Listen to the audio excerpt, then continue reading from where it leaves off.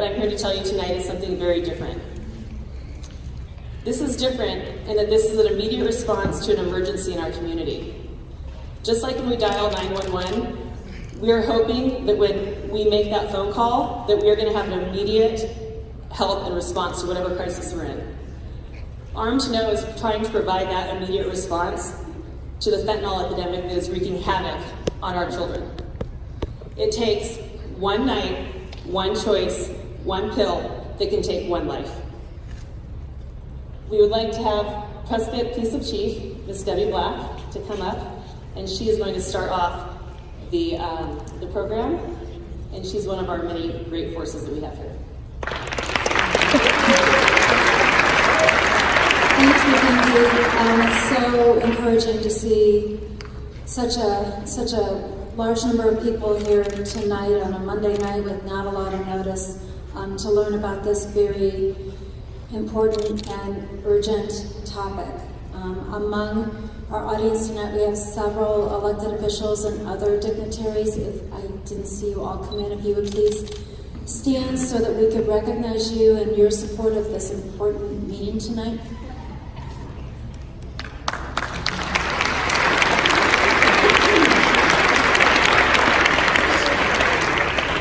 Thank you. So we've been talking about drugs in high school for a very long time. I've been talking about drugs in high schools for a very long time. And usually we talk about avoidance and abstinence, and for all the right reasons, because it affects your brain and it makes you unsafe for that period of time that you're under the influence, and all of those really, really important messages. But that's not what we're talking about tonight. What we're talking about tonight is a new threat that is already taken far too many lives in our community, in our state, and in our country. So the danger that our youth are facing today requires that we share this urgent message, and that's why we're calling this 911. You will hear from the commander of our drug task force, Nate Avenshine, the county health department, juvenile justice, a peer, and others about fentanyl and the risk that is presented in our community. As Mackenzie said, one night, one pill, one life. So whatever brought you here tonight, whether it was curiosity about the topic or a parent, or whatever reason, I know it's not the food because we don't have food, just please hear me when I say that we've lost too many lives already. People you may have known, friends or family of people you know,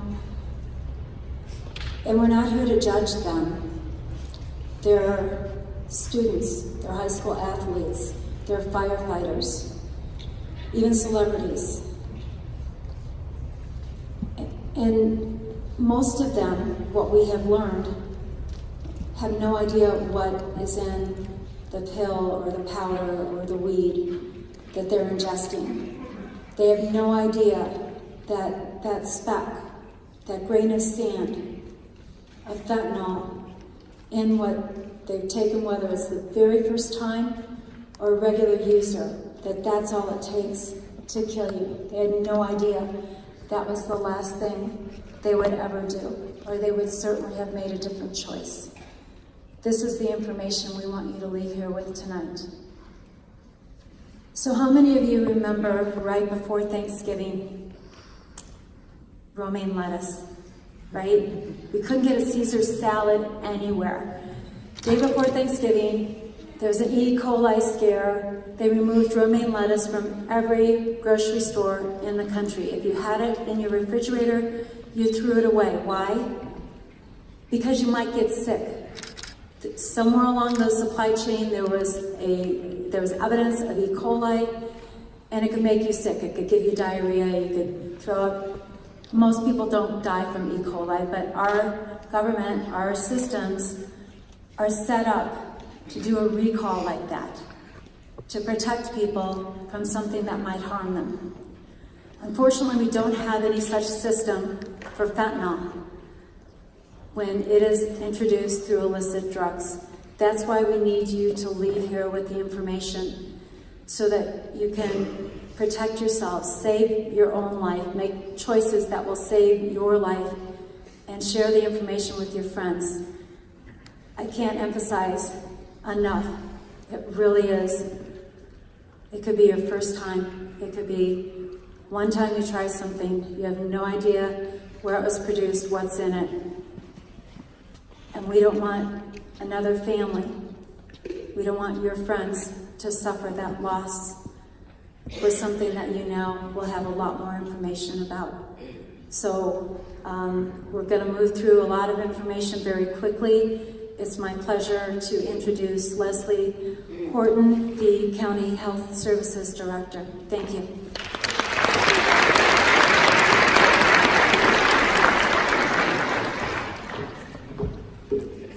Hello and good evening, everybody. Thank you for coming out to this. Like Debbie said, I think this is a very important subject. And both as a parent and someone who very much cares about her own children, and knowing some of the families that have been affected by this opioid epidemic, I find it very important in my work to spread public health messages that can impact our communities in a positive way. Right now, I feel like opioids are probably the biggest threat that we've ever had to our youth. We have, I'm going to try to figure out how to give a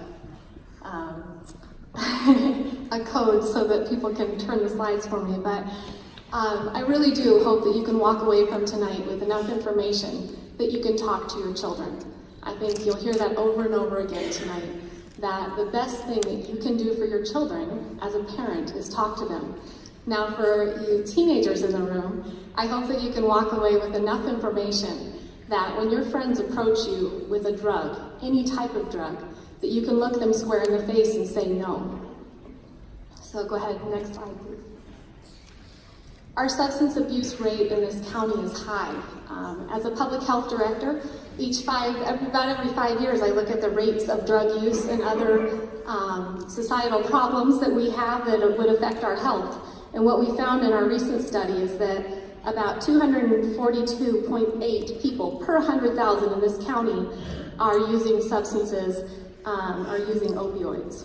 And so that's a pretty high rate. That puts us about 4th in the state in terms of counties for substance abuse when it relates to opioid use. So there's actually been enough opioids prescribed within our state this year to supply every Arizonan with a 2.5-week supply of opioids. That's a lot of drugs on our streets. And when we consider the fact that probably most of those people with a prescription don't need that many opioids, we know that there's a chance that some of those opioids get into the wrong hands. And so one thing that I do ask you is that you rid yourself of drugs in your closets and your medicine cabinets that you're not using.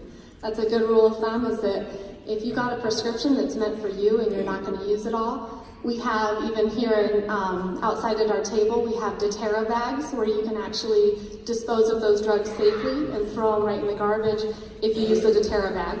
Otherwise, at our local Prescott Police Department, we also have a dump the drugs bin where you can actually dump your drugs there if you're not going to use them, and they won't actually go to affecting our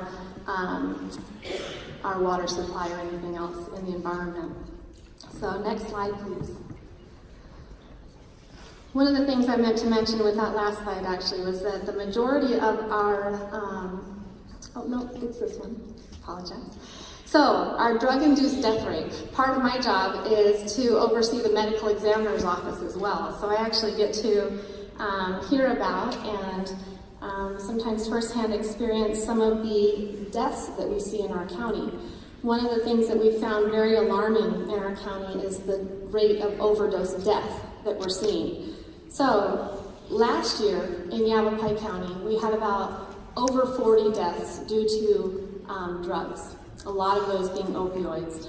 We are seeing some overdoses also due to meth now, and Nate's going to talk in a little bit from Pant about some of the drugs that we're seeing on our streets. However, to have 26.7 per 100,000 people in our county dying from substance abuse or substance overdose is alarming. This year, we're seeing about an average of 1 death by overdose per week. And that's a lot when you think about how many people actually live here. We have about 240,000 people in this county, and to have one die every week from overdose is staggering. Most of the people that are overdosing and dying from it are in the age range of 25 to 34 years old. However, we are seeing a steep increase in younger overdose deaths. And so that is where, those of you who are teens in the room, it's likely that you'll probably lose friends in the next few years that have overdosed on drugs. And so it's important that not only that you hear this information for yourself today, but you also talk to your friends about this information so that they can understand and know what you know about the risks in opioids. So the number of people who are dying from opioid overdose in Arizona is far more than die in car crashes this year and last year as well. Next slide, please. So, in the last month, 325,600 opioid prescriptions went out in Arizona. Like I said, annually we have about enough opioid pills on the streets and hopefully locked in people's medicine cabinets for 2.5 weeks supply of opioids. This past year, since June 15 of 2017, we've seen 2,535 opioid overdose deaths. There's been actually 16,620 opioid overdoses. Some of those were caught in time to get people to medical help so that they could actually either get Narcan or be brought back to the point where they did not die from that overdose. But 2,500 deaths in our state is a very high number of overdose. And then neonatal abstinence syndrome is babies being born addicted or dependent on substances, which is also a staggering amount because we have programs at the health department that have to go out to the homes of mothers who deliver babies who are opioid dependent. And it is a very, very sad state of affairs to watch a baby struggle in a way because of their parents' choices. Next slide, please. So I want to explain what opioids are. Some of you know and some of you don't. They come in both legal forms and illegal forms. And so we've got the ones that you often think of now as we hear about them are illegal heroin. There's also synthetic opioids such as fentanyl and pain relievers that are actually both legal and illegal depending on how you access them. And so fentanyl, which is the one that we're probably mostly here to hear about, is a prescription drug. It's similar to morphine and it causes pain relief for those who need it. Now, illegally, it's also an extremely potent opioid and it's being mixed into a lot of our other pills and drugs and again, as Nate will probably talk about later, we're even seeing it laced into things like marijuana and cocaine. So there's the more commonly known prescription drugs like oxycodone, hydrocodone, codeine, morphine, and many others. So opioids, next slide, please.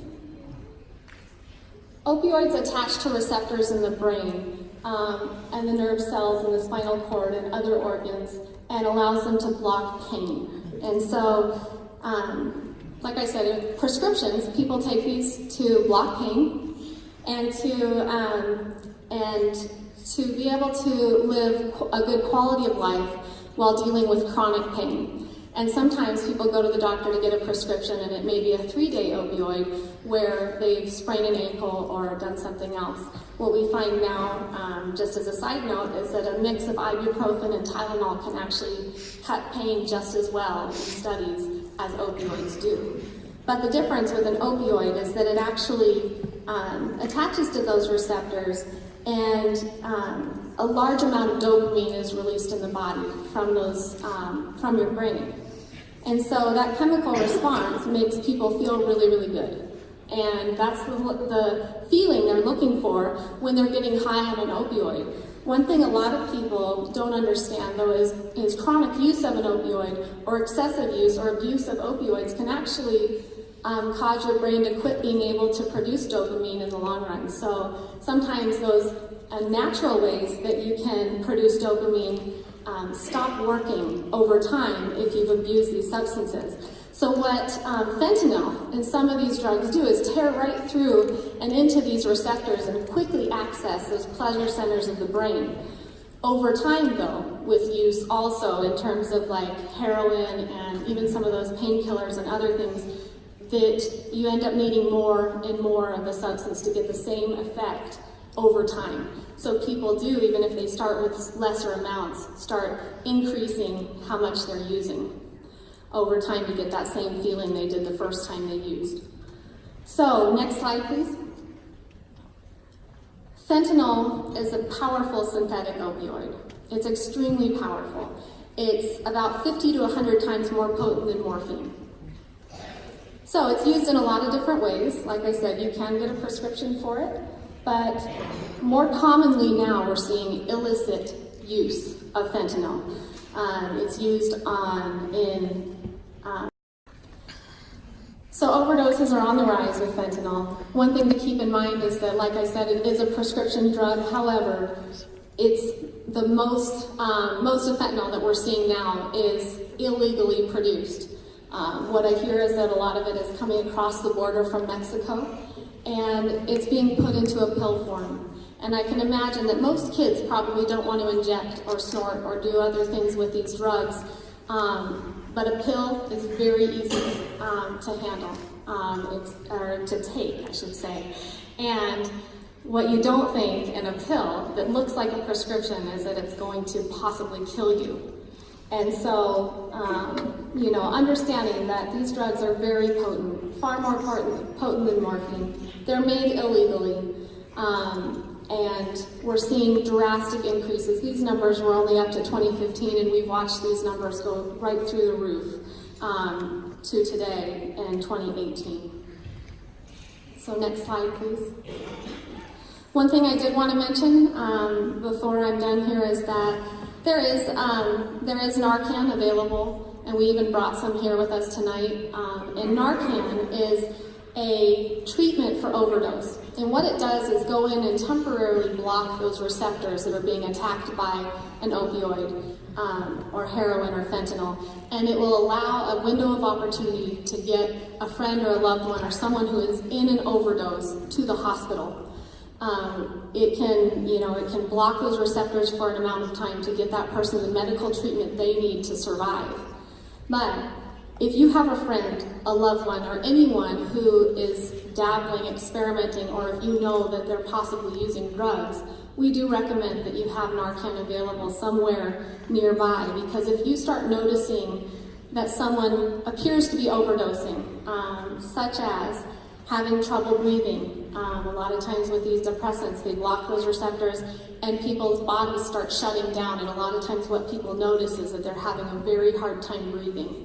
And so, you can have that available, but the other thing to remember is to call for help immediately. What we hear sometimes is that people are afraid to call for help because they're afraid that they'll get in trouble for being there or knowing about it. And that's not the case. We need you to call for help and get these people to the hospital, because most of the time when someone is trying drugs, it's not their purpose in trying drugs to die that night or that day.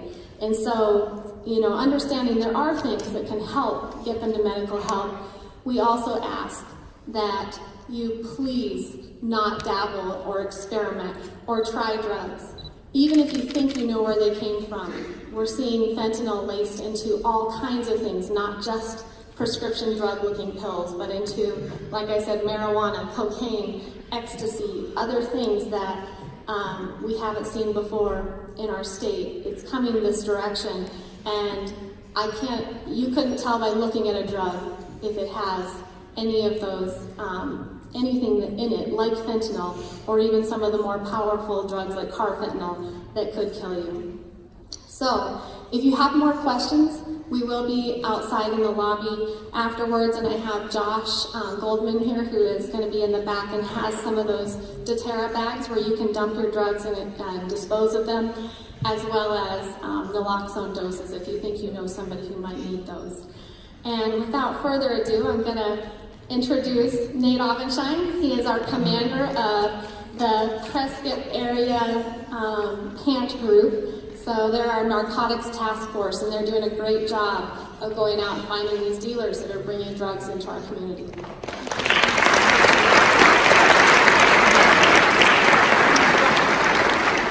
Well, thank you all for having me tonight, and I first want to say that it makes me proud to live in this community, to look out and see all of you here, especially the youth of our community, because I know it's not the popular thing to come and sit through a discussion about drugs and the dangers of drugs, but you're here, and I respect that and I appreciate it. And so thanks again for being here. Just to hit a little bit before I get into what we're actually seeing out on the street, Partners Against Narcotics Trafficking is a countywide task force made up of multiple agencies, participating agencies throughout the county. And our focus is the sale of drugs, the distribution of drugs, manufacture and cultivation. So that's really what we focus on. But we also realize that it's important for us to be part of things like this. It's important to be part of education. It's important to be part of prevention, because enforcement alone is not going to solve the problem. And so you all here being educated, being willing to be a voice in your community, and to the people that you go to school with and to church with and hang out with, is extremely important to success, because you as a community are the ones that really make a difference in what we do out there. So keep doing what you're doing. When we talk about fentanyl, just so you all are aware, really for Arizona, fentanyl started kicking up in around 2015 is where we really started seeing it, at least in our county. In 2015, many of you may or may not remember, but the K-9 stopped a load vehicle up on I-40 that was heading east, out of our state, but through our state. And in that load vehicle were 14 pounds of pure powdered fentanyl, 7 kilos, over 7 kilos of pure powdered fentanyl. To put that in perspective, when we talk about the dangers of fentanyl, that right there, that 14 pounds of fentanyl, is enough fentanyl to cause an overdose for non-addicted opioid individuals to 3,136,000 Americans. That's how serious this stuff is.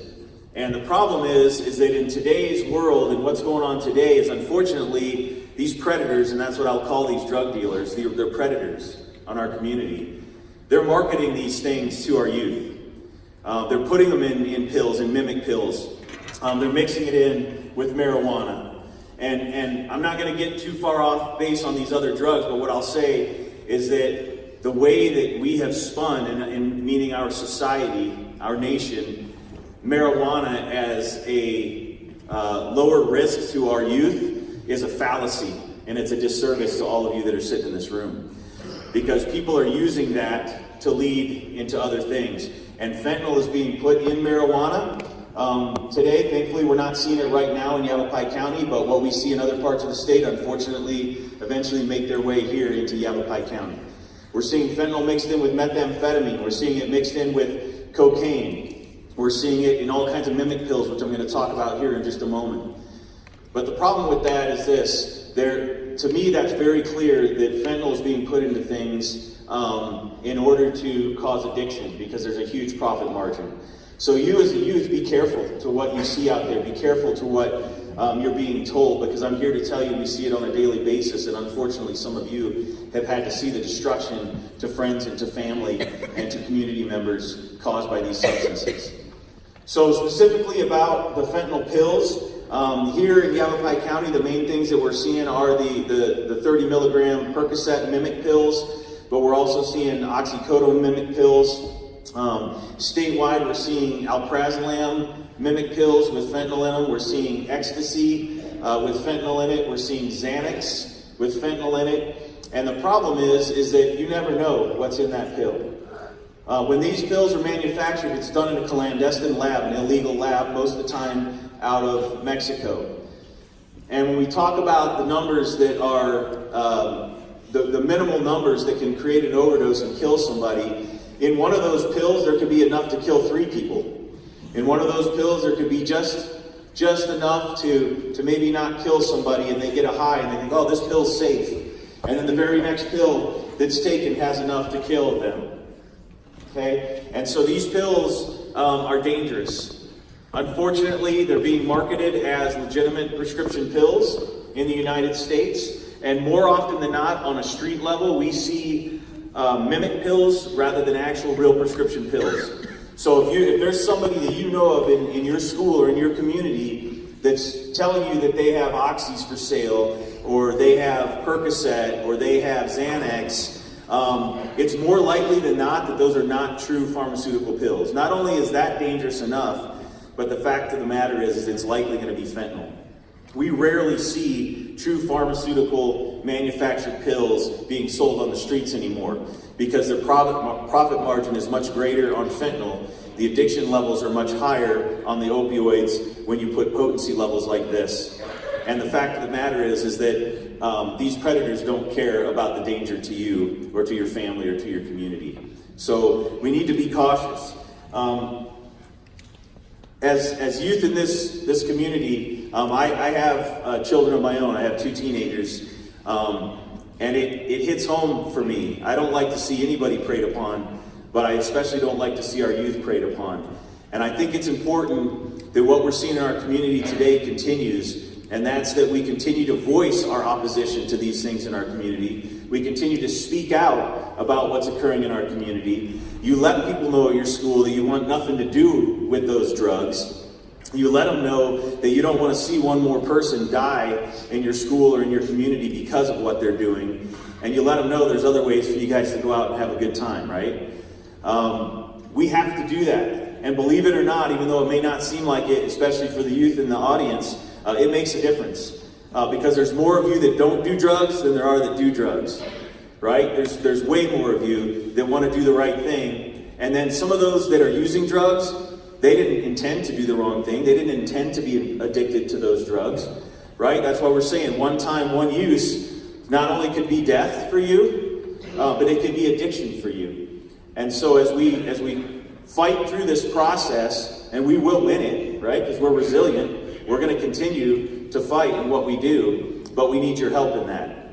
And so for those of you that are in the audience that are youth, the adults probably have heard of a program called Silent Witness. That's available to you as youth as well. If you have a concern with bringing forth information and anybody knowing who you are, you can call 1-800-SILENT-WITNESS and remain anonymous. You can contact your local police department and remain anonymous. You could drop a letter off at the office and remain anonymous.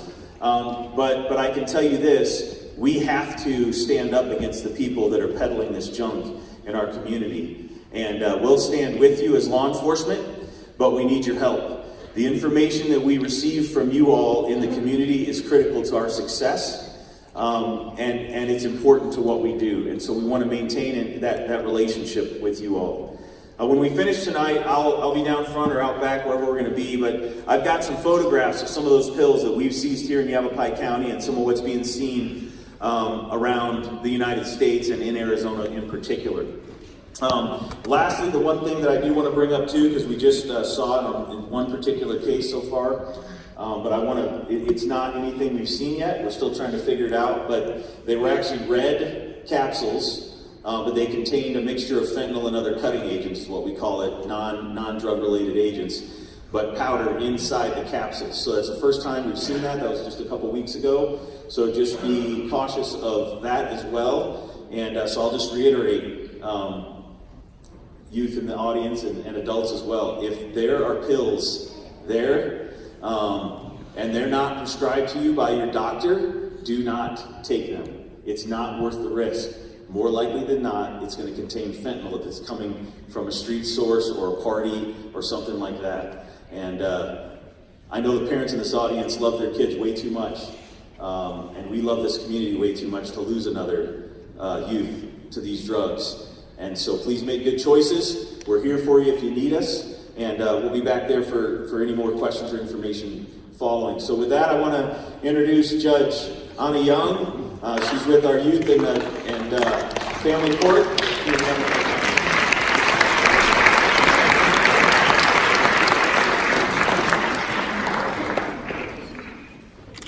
Hello, and thank you for having me here today. My name is Anna Young. I'm juvenile judge for Yavapai County, and what that means is that I see all of the kids in the county who get in trouble. I do a calendar every Wednesday over in the Verde Valley, so I see the Verde kids on Wednesdays. Monday, Tuesday, Thursday, Friday, I see the kids here in Prescott. Now, does anyone know where the Juvenile Justice Center is? If you know where the JJC is, raise your hand. Okay, good. So it's a relatively new building. We've been in that building almost 6 years now. And my courtroom is there, and we've also got our Juvenile Detention Center there. Now, I started doing the delinquencies about 6 years ago, when I was still in the downtown courthouse. And at that point, the only reason I knew what fentanyl was is because I knew people who had back surgeries or people who had cancer, and they were prescribed fentanyl patches from their doctors for their pain relief. And I can tell you that I remember distinctly the first case I ever had involving a young person who was accused of what would be a crime if they were over the age of 18 involving fentanyl. And I actually went back and I looked at his file today to try to figure out when that was, because it stuck in my head, because I was thinking, fentanyl, that is so odd. That's for, people who are dying or people who are in extreme pain, So it stuck with me. And so I went back and I looked at his file, and the first fentanyl case I saw was in March of 2016. This young man, he was living with a legal guardian who was taking really good care of him. He's a really nice kid, very smart, but unfortunately he had developed a substance abuse problem. And he smoked marijuana, and then he took some pills and things like that. But I happened to see him in March of 2016 because he had actually taken one of the fentanyl patches from his guardian who had significant health issues, and he smoked it. And she, luckily, walked into his bedroom right after he finished smoking this fentanyl patch, and he was unconscious and not breathing on the floor of his bedroom. And luckily, she had CPR training. And so she administered CPR and kept him going until the first responders could get there. And fortunately, we did not lose him. But that was the first time I was like, wow, I've never even thought about anybody abusing fentanyl. Unfortunately, as you've heard, we have seen a drastic uptick in fentanyl here in Yavapai County. The majority of the fentanyl cases I see now are people who have the counterfeit pills. And I've had young people, unfortunately I've known a couple of the people who have passed away from the fentanyl overdoses. I've also known kids who didn't pass away but had significant health issues. One of my young ladies, once again, really smart, nice kid, really a nice kid, but she was over at someone else's house, and he gave her a pill. She's like, oh, looks like a legit pill. She takes the pill, hits the ground. It was really, really fast once she took that pill. Luckily, his mom was home. His mom called 911. They ended up taking her to the hospital here in Prescott, and then they had to life flight her down to Phoenix. And she was in a coma for days. None of us knew whether she was going to make it or not, or what the long-term health repercussions would be there for use. But it was really scary because this is a smart, good kid who just happened to make a mistake. And I've got kids on my caseload who were at the party where the young man got the pills that killed them recently. And I think, oh my gosh, these kids who I know, who I work with, they were there. And how fortunate it was that they didn't take one of those pills, because they would have probably ended up dead in their bedroom as well. And that's really just a terrifying thing to me, because I work with a lot of good kids. They come from nice backgrounds, they work hard in school, they're active in extracurricular activities.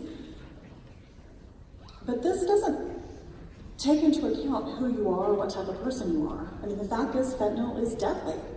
And I think it's only a matter of time before we lose more kids in our community. And so one of the things I'd ask of you all is to really be thinking about what is your plan for getting out of the circumstance if someone offers you a pill, offers you marijuana.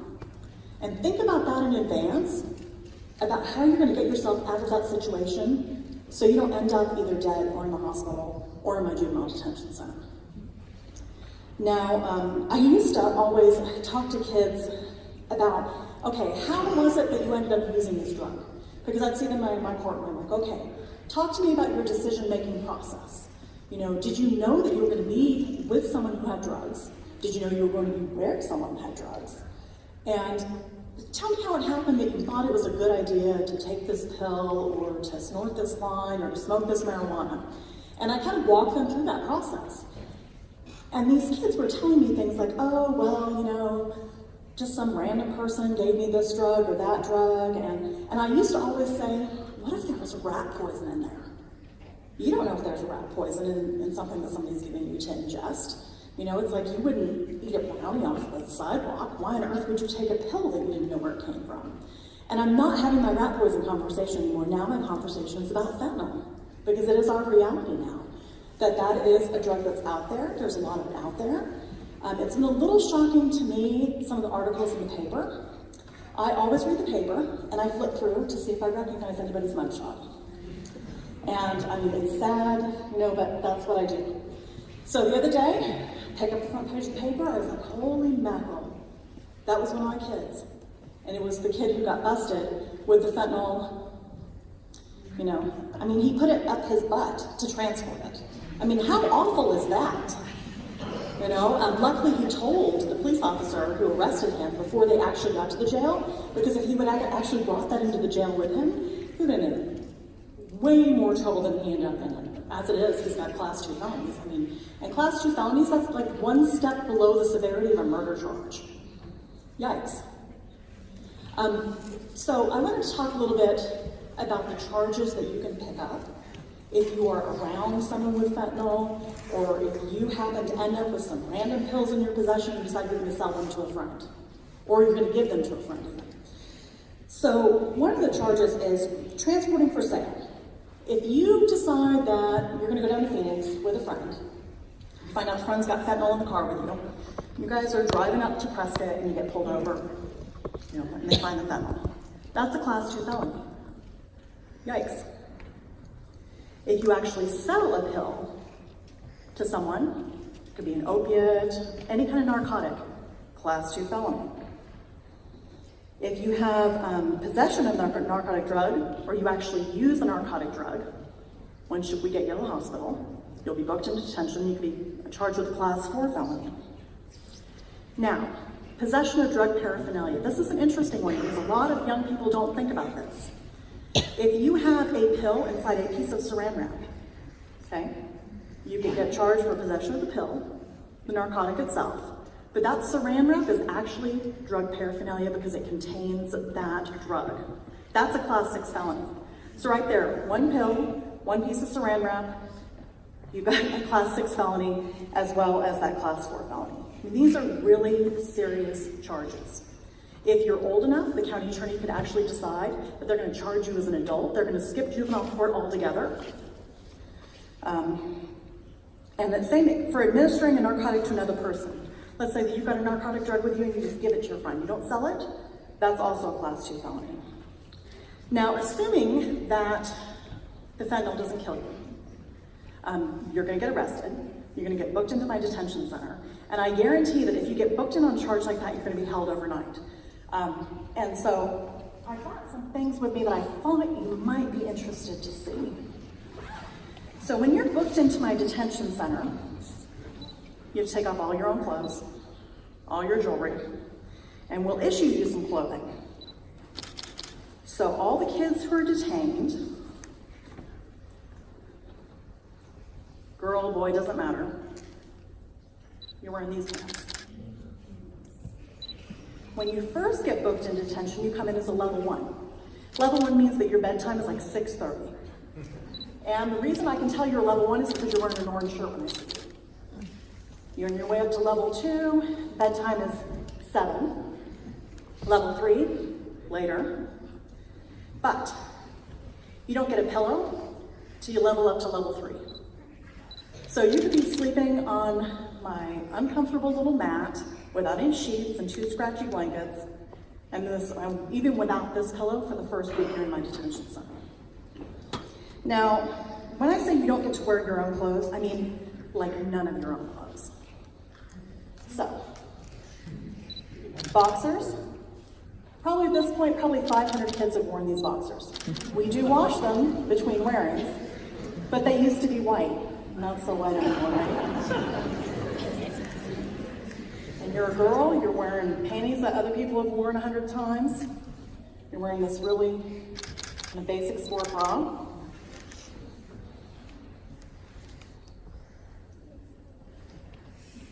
Another little bra.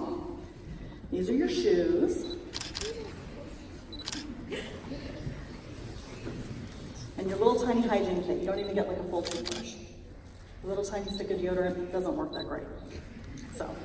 So just something to be mindful of. I always tell kids, I don't know, if I were you, I'd rather be at home, sleeping in my own bed, on my own pillow, wearing my own underwear. So just keep that in mind. So with that, I'd like to invite someone who's special up on stage with me. Now, I told you guys that I work with a lot of really good kids. I've got to tell you, probably 99.99% of the kids I work with, really good kids who've made bonehead choices for themselves. I work with smart kids who basically do anything that they could put their mind to. So one of my kids is here with me today. So Caleb, if you'll come on up.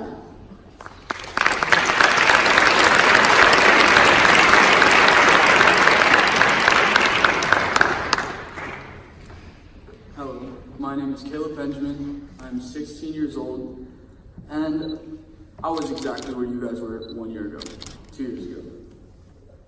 I attended PHS from around 2016 to 2017. Good kid. Was going for school, wasn't really, I was delinquent. I really didn't try at all. I mainly was just going to school to meet up with my friends and have some parties. Now that was cool and all, but at the end of the day, if you really think about it, these fentanyl pills, and just pills in general, is it really worth you dying? I mean, not only are you dying, you are traumatizing everybody that you are around. Your parents could find you dead. Do you really want to wish that on your parents? The people that raise you? Your little brother, your little sister. That will traumatize them. Me, myself, I drove my friend to Tucson.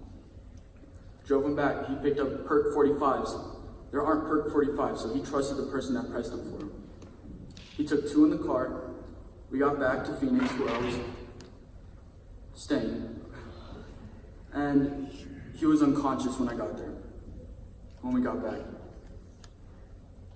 He had died off of 3 45 Percocets. He smoked them too. He didn't even take them. And that's scary. Seeing somebody dead right next to you and not even knowing it for around an hour. Do you guys really want to go down that path of life? Is it really worth it? Me, myself, I have messed up multiple times. Those clothes you guys just saw, I was in that less than an hour ago. I got released to come here and talk to you guys. In an hour, I'm going right back. I'm going to be in there for a while. Put yourself in situations where you are not taking advantage of. Those people you say are your friends, are they really your friends? Really think about that, because I had so many people. Trust me, they said they were my friends. Even best friends, even family turn on you. When you get caught, they aren't taking the blame, you are. When you go to jail, who's coming with you? Your best friend Billy? Yeah, no. You're going by yourself. And who knows who you will meet in jail. You might meet someone you had beef with on the streets that was bigger than you, that you were just talking because you were talking. You're in jail now. You will more than likely get your butt beat.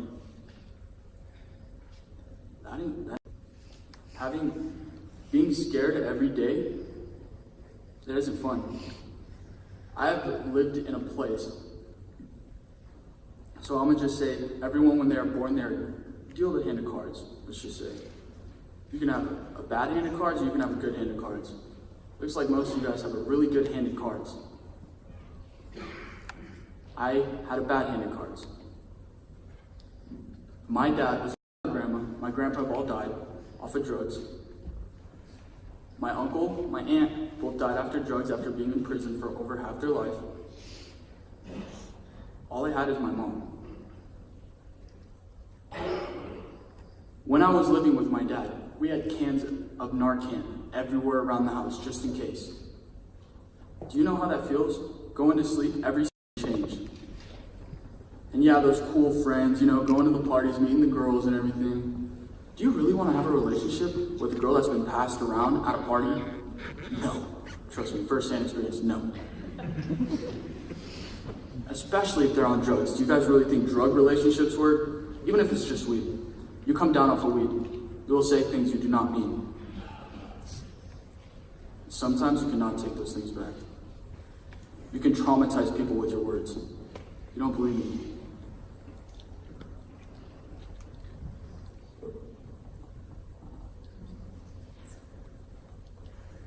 And we have programs in Juvenile Detention Center. There is a program that I love. Honestly, I've gone through it before, and I'm going to be going back through it again. It's called A-Step. I don't know if any of you guys have ever heard of A-Step. It's really good. It's really fun, really. You get to go in there for 6 weeks. First, you start out with a nice blue shirt and your own pants. You get your own shoes. You get like a hat, whatever you want, one jacket, one pair of shoes. You go places. You go to transition school, which is at the juvenile. And you get to, usually you'll go out to meetings, and it is for addiction. You will, what is it? You'll go out to meetings. You'll go to Phoenix, honestly, sometimes. You'll go to different events, like, we went to the Wildlife Zoo. I mean, it's as fun as you make it. But in the end, don't put yourself in situations where you have to do things like that. It's honestly not fun. I was just like you guys. I was walking these halls. I was going to PHS. You know, never think that the person right next to you could have a bad hand of cards. You don't know. All I gotta say is treat everyone with respect. So what would your recommendation be for a kid who goes to a party and there are pills there? What would you tell them? If there was a party and there were pills there, what a lot of kids like to call it, a Skittles bowl. Is that worth your life? Really? How old are all you guys? Probably around anywhere from 13, 17? Not even a quarter of your life? Is it worth it? Is it really worth it? And all these friends that offer you drugs, get those people out of your life. And drug dealers nowadays that know there's fentanyl in these pills, all you are is worth to them, so like a perk 30, $7 to $13. All you are worth to them is $7 to $13. They don't even want you to come back. And that's sad. I don't know what humans have become. It is honestly disgusting. But there's still hope. There's still hope. Like I said. We're kids at hope. Yeah, kids at hope. All kids are capable of success without any exception. Right. Yeah. Just gotta slow down and make good choices for yourself. Yeah, take a breather before you do something. And don't do nothing to impress nobody. Who are you trying to impress? On for real. Who are you trying to impress? Yeah, that's what I gotta say.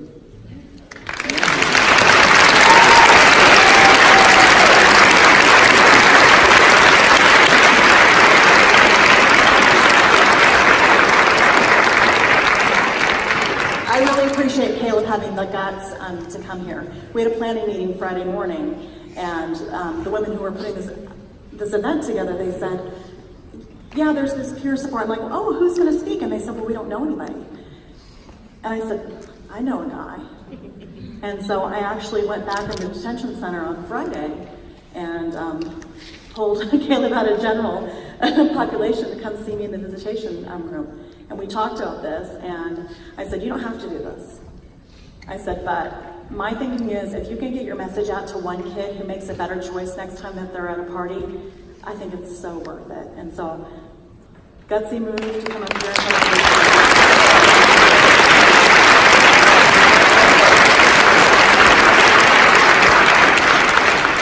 All right, next I'd like to invite Joe Howard, who is our superintendent of Prescott Unified School District up.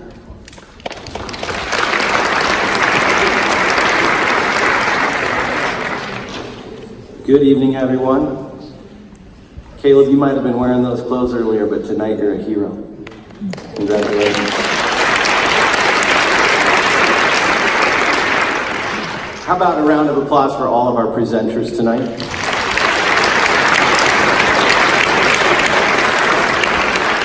You know, there's certainly an element of sadness and urgency as we all sit here together tonight to deal with this tragic and scary epidemic. But as I sat here and listened to these experts from right here in our own community, I'm also extremely encouraged and proud to live in this Prescott area. I'm encouraged as I listen to these folks who are experts, who are also our friends and neighbors. And I look out at all of you, especially our students, and I know that we have to take charge of this scary situation. Students, you've heard this tonight a couple times. You need to decide right now that you're not going to take a pill from anyone except a parent or a doctor. You need to make that promise to yourself right now. And then you need to recommit to it often. And when the time comes, your answer is no way. You need to know that just a little alcohol, just a little weed, if it's not already laced, will alter your judgment and affect decisions like stepping into a car or accepting a pill that could kill you. Parents, we want to suggest to you tonight to take the long way home and talk about this with your kids. Talk about your plan as a family. As you heard earlier, if we have a plan, that's what we're going to lean on in a tricky situation. Think about it beforehand. I'm encouraged by the partnerships and the response across our Quad City communities. Our relationships as school districts and municipalities across this area are uncommonly strong, especially when it comes to kids. We may get a little crosswise around a football game every now and then. But when it comes to a crisis around drugs or alcohol, and that temptation will always be out there, there's no other place that I'd rather be as we roll up our sleeves and say, not in our town. I'm not downplaying this, it's a big deal. And there are problems coming our way that we don't even know about yet. But I'm reminded of the gang movement of the late 80s. You remember this, Mr. G? We all felt it right here in Prescott, and we rolled up our sleeves, created strong resistances, and we all agreed to fight it to the end. I was a kid then, like Mr. Goligotsky, and our adults taught us to stand up against these threats in our community, to fight. And you, the students, have the biggest voice of all. I think you heard Nate say that tonight. You have the biggest impact on your peers. What if you start talking to your peers, and you probably already are, about not allowing this to happen here in Prescott? About standing up for your generation and putting a stop to this? What if we create a culture where we don't allow it to happen here? The community response to this whole fentanyl tragedy has already shown an incredibly aggressive reaction. You saw it and heard about it here tonight. Our law enforcement agencies across the county are all over it. Give them a hand, please.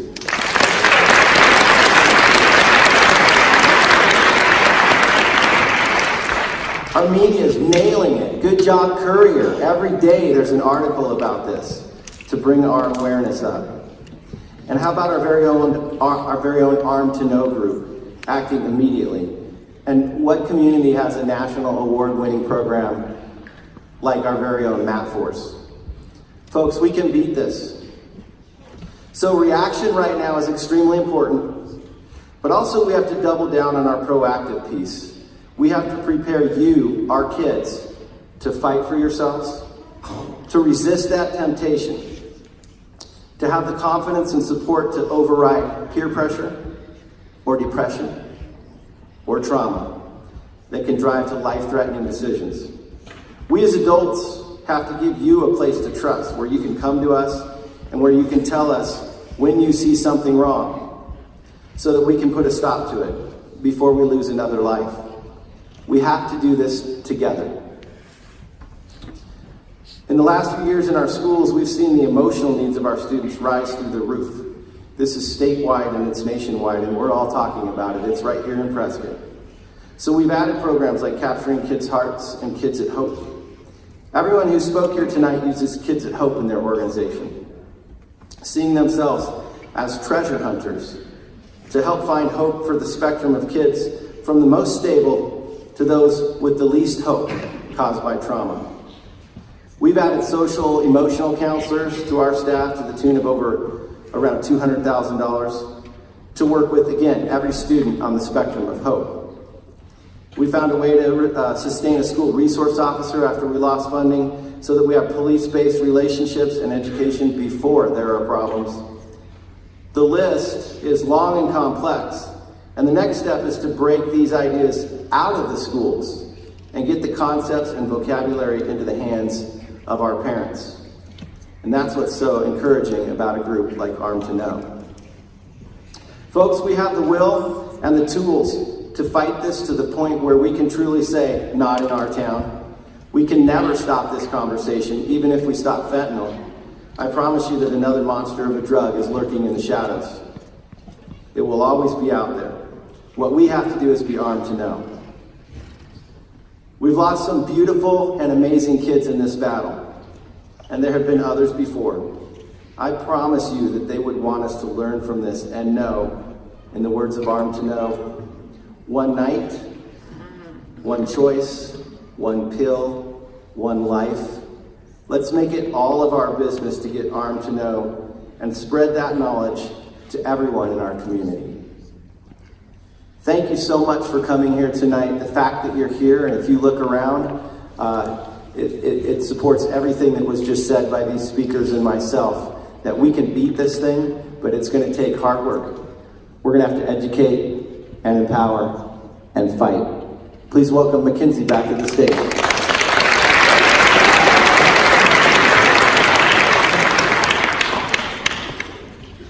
Thanks, Jill. Thank you all again for coming to this event. This was, as they said, it was put on in a very short amount of time for the crisis situation. We will have anyone who spoke up on stage down here around the front for any questions afterwards. We have all the community booths set up out front in the lobby for anybody who needs resources. We have an event coming up January 28th, which is our normal event of the 2 hours with breakout groups for the kids. That's on emotional IQ. And we have a guest speaker coming, a keynote speaker coming, who's been voted the #1 youth comedian. And it should be really great, really fun. If you follow us on Instagram or Facebook, we now have a website, www.armedtoknow.org. So you can find any information, resources on the website, and any information for the January 28th event. Thank you all.